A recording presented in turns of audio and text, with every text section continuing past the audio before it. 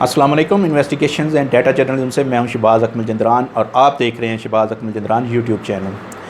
विर्स पंजाब हुकूमत ने 27 मार्च को सूबे में the Punjab infectious disease prevention and control ordinance 2020 का इतलाक़ किया। पूरे सूबे में ये आर्डीनेंस जो है, जिसे उर्फ़ आम में इंसदाद कोरोना आर्डीनेंस कहा गया, ये नाफिज हो गया 27 मार्च को।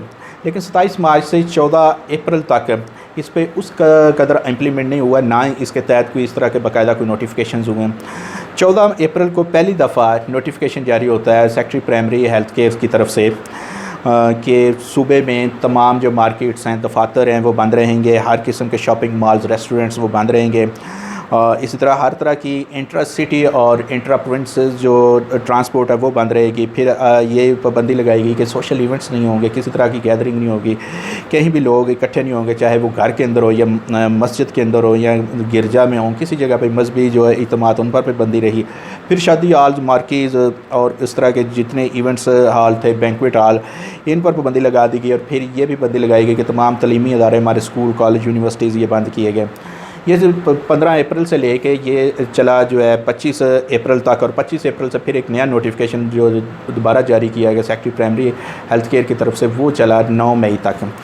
अब सूरत हाल ये है कि जब ये 15 अप्रैल को पहली दफ़ा नोटिफिकेशन हुआ तो उससे पहले पंजाब में दफ़ा 144 जो है वो इम्पोज थी। दफ़ा 144 की खिलाफ वर्जी पर पाकिस्तान पीनल कोड के सेक्शन 188 के तहत FIRs हो रही थी। जो भी लोग खिलाफ वर्जी करते थे, जो लॉकडाउन की खिलाफ वर्जी कर रहे थे, जो इस तरह के इत्तमाद कर रहे थे।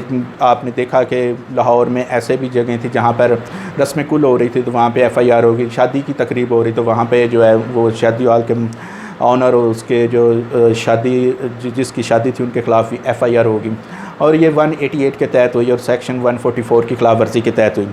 लेकिन जब से ये कोरोना आर्डीनेंस के तहत ये notification secretary primary health care की तरफ से जारी हुआ, तब से सूबे में अमली तौर पर जो है ज़ाब्ता फ़ौजदारी की दफ़ा 144 उसका नफाज सिर्फ डबल सवारी की हद तक रह गया, मोटरसाइकिल डबल सवारी। बाकी उन्होंने कहा कि जो भी FIRs होंगी या कार्रवाई होगी वो the Punjab infectious disease prevention and control ordinance 2020 इंसदाद कोरोना आर्डीनेंस के तहत ही होगी।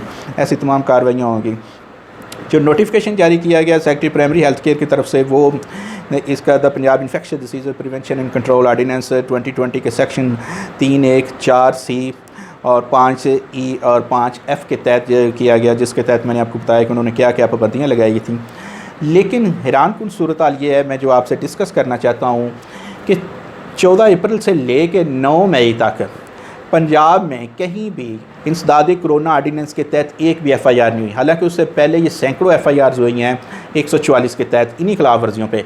लेकिन जब 144 इन जो खिलाफ वर्जियाँ इनसे हट के सिर्फ महदूद होकर रहेगी डबल सवारी तक, तो ये जो तमाम की तमाम खिलाफ वर्जियाँ थी ये इंसदाद कोरोना आर्डीनेंस के तहत हो रही थी। और इंसदाद कोरोना आर्डीनेंस के सेक्शन 17 के तहत इनके खिलाफ FIRs होना थी, लेकिन किसी एक के ख़िलाफ़ भी FIR नहीं हुई।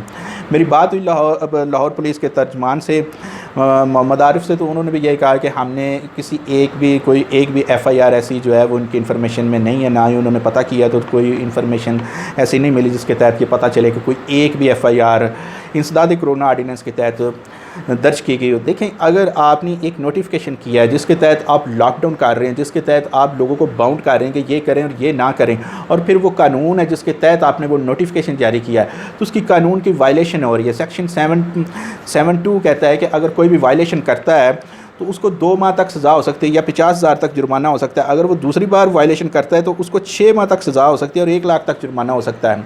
इसी तरह अगर वो कॉर्पोरेट बॉडी या कोई इदारा है जो उसकी खिलाफ वर्जी करता है तो उसको 6 माह तक कैद और उसको 50,000 से ज़्यादा जुर्माना हो सकता है। फिर ये कि क्वारंटाइन की अगर खिलाफ वर्जी करता है तो उसको 6 माह तक की कैद हो सकती है। अगर कोई भागता है क्वारंटाइन से या कुछ किसी को वहाँ से निकालने की कोशिश करता है, क्वारंटाइन के अपने जो रूल्स हैं, SOPs हैं, कोई भी वायलेशन होती है, और अगर वो दोबारा वायलेशन करता है क्वारंटाइन के उन रूल्स की या कुछ भी, तो उसको 1.5 साल तक सज़ा हो सकती है। लेकिन आपने एक भी FIR नहीं की, तो ये क्या अमली तौर पे तो आपने ये एक मजाक बना के रख दिया ना कि एक कानून आपने बनाया, इम्प्लीमेंटेशन उस पर ज़ीरो है।